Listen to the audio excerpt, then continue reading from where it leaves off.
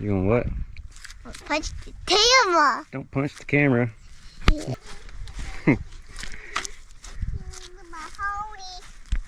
How's that go? Sing it again. Chickawee, chickawee, had to get it rowdy. Chicken back a hoody. Okay.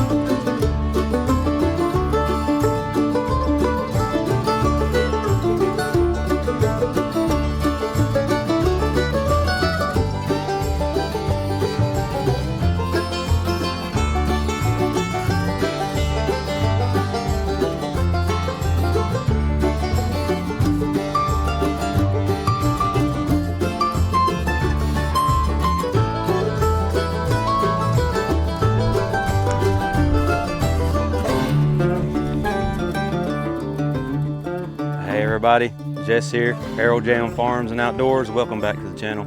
So the days are getting warmer, everything's greening up, the trees are budding out, the frogs are croaking, and spring is officially here. You know what that means? It's garden season, and I couldn't be more ready. Now I don't know about you, but I've been craving a fresh tomato sandwich for a couple of months now, so I'm ready to get these things in the ground. So let me catch you up to speed real quick. About a month ago I came in and did my initial till on the garden. I put in about 4 rows here with drip irrigation. I put 3 rows in that consisted of broccoli, cauliflower, cabbage, and kale. And then came back in another row and done some mustard greens, some radishes, and I'm trying a little bit of spinach this year. And then I have a row of tomatoes. I have a row of potatoes that have, or in southeast Oklahoma we like to call them taters. So I have a row of taters in. I have no irrigation in those. They typically don't need it. So basically I have 2 rows with some cool season crops in it and then a row of taters. Today I'm really focusing on tomatoes and getting the rest of the garden tilled up, putting in my drip, getting my rows laid out, getting those furrowed out, and then getting my drip tape put in. But I have a lot to do today. That's enough talking. Let's get with it.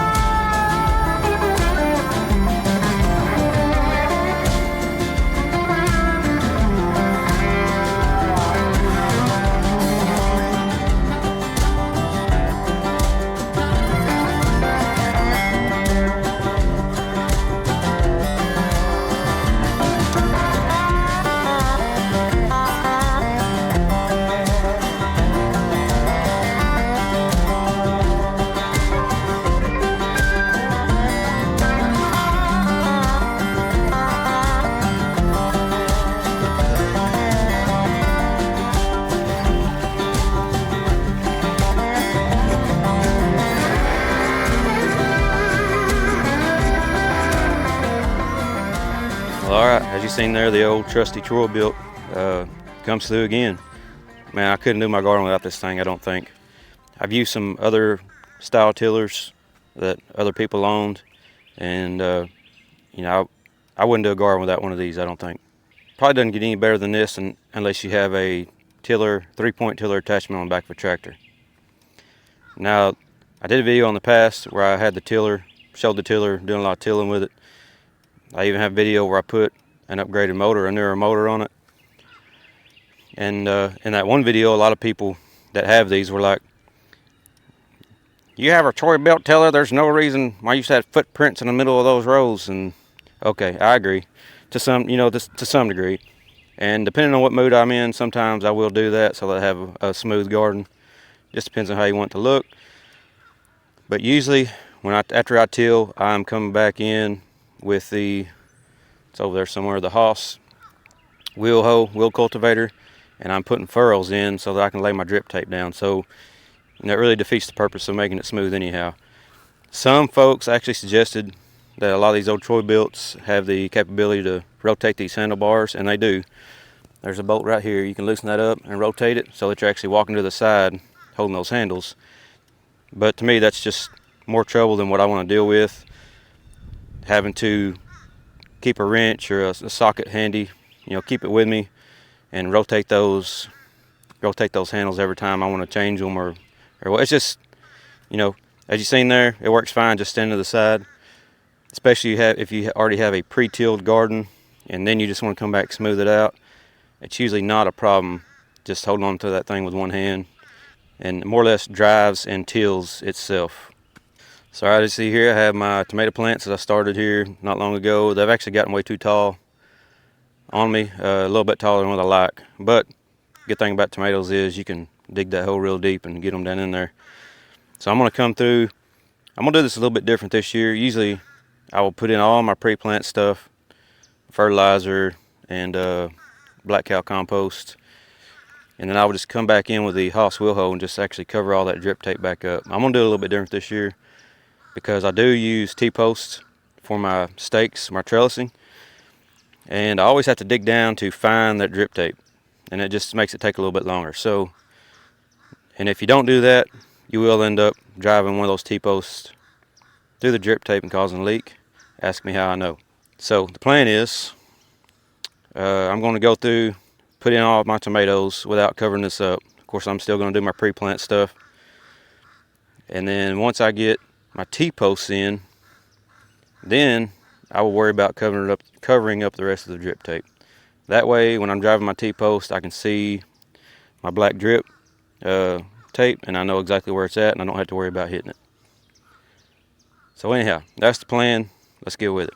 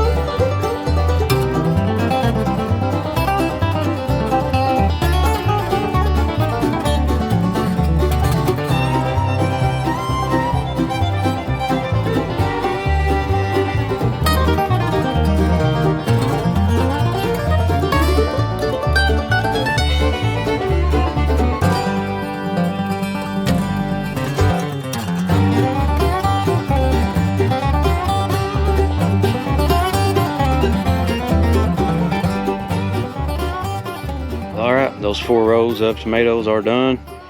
Some of those were quite a bit more spindly than I'd hoped. They were kind of outgrowing my tray. The reason for that is I had them on a heat mat, and I was trying to germinate some peppers that I also had in a different tray on that same heat mat, and I forgot about it. I just didn't even think about it. I don't know why. I should have known better.